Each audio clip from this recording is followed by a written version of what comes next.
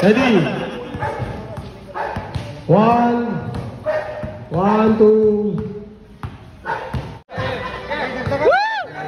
Lebron!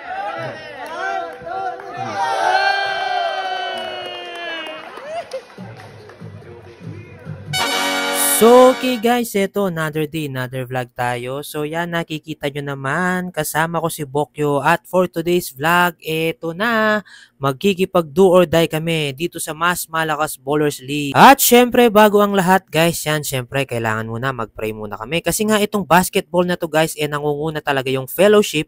At pangalawa lang talaga yung basketball. So, yan, nako, napakaganda talagang pumupunta sa basketballan na ito guys. Ang saya-saya. At syempre, mga man of God, yung mga nangunguna talaga. At syempre, dahil kay Lord to, kaya ginagawa namin. So yan guys, bali itong laro namin, do or die po pala versus sa Team White. So yan, warm up na kami. So let the game begin. At ayun, pansin nyo naman, shoutout kay Mr. Vital. Yon, yung the reigning MVP nung last league namin. So yan, uumpisan na namin guys. So yan, may konting ceremonial toss. Kasi nga kung sinong mananalo dito guys, siya yung makikipag-finals. At ayun, binanatan na ni Uncle Roel ko, the big man from Team Red. So yan guys, tuloy-tuloy lang kami dito. And enjoying the moment. Pero grabe guys, isi-share ko sa inyo kung ano tong experience namin sa laro na to. Grabe, match na match lang talaga guys. So bali nung first half nakalamang kami, and nung second half na grabe tinambakan na kami ng kalaban. Grabe talaga yung laro namin guys. Nako, kahit medyo mainit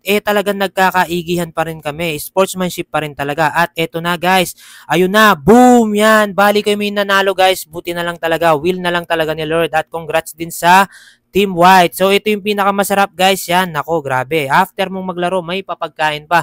So, dahil nga ito guys, marami pa kaming oras at kasama ng part ng program namin to. Yan, may 3-point shootout pa kami. So, saan ka pa, diba? Kahit papano nararamdaman mo itong ganitong paliga guys, na napakasaya na at syempre, napaka-sports pa ng tao.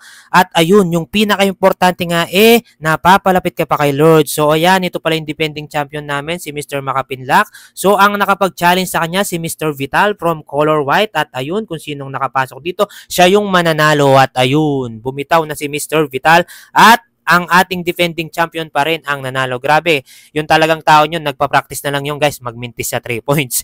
So after nung guys, ito, skills challenge lang kami guys. Yan, pansin nyo diba, para ka na rin talagang nasa pro league kahit papano. Nararamdaman mo tong mga ganitong program na napakasimple lang at napakasaya. At syempre, uulitin ko guys, hindi mangyayaring lahat ng ito kung hindi dahil kay Lord. Nako, talagang napakabait ni Lord sa amin. At syempre, credit din sa mga leader. Yan, tulong-tulong lang talaga sila dito. At syempre, konting support din sa mga player. At ayan, hindi pa rin kami tapos dito sa skills challenge guys. So yan guys, bari every team 2 representatives. At eto na guys, halos patapos na sila dito. At ayun, Basco, nako, sayang, muntik nang manalo yung katim ko dyan, nagmintis lang. At ito, last but not the least, si Vital.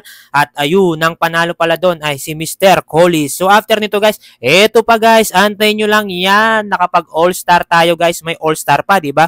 So ano pang masasabi mo guys sa liga namin? Sobrang saya nito. And by the way guys, alam nyo ba kung ano yung criteria namin sa all-star namin? Bali, pansin nyo naman guys, yan, ang inyong lingkod na si Daddy Jepoy ay nakasali sa all-star. Kung alam nyo lang guys, hindi naman ganong kagalingan si Daddy Jepoy nyo, saktong nakakapag-basketball lang.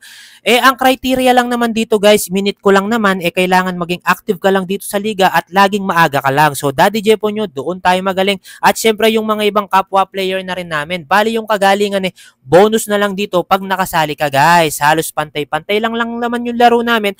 At syempre, kailangan talaga maging active ka lang, diba? Napakadali lang kasi yun nga, yung inuuna namin dito sa basketball na to, fellowship. Talagang priority namin, makapag-fellowship lahat. So yun, always on time lang, tapos attendance lang, diba? Napaka-basic lang guys. So ayun, eto na.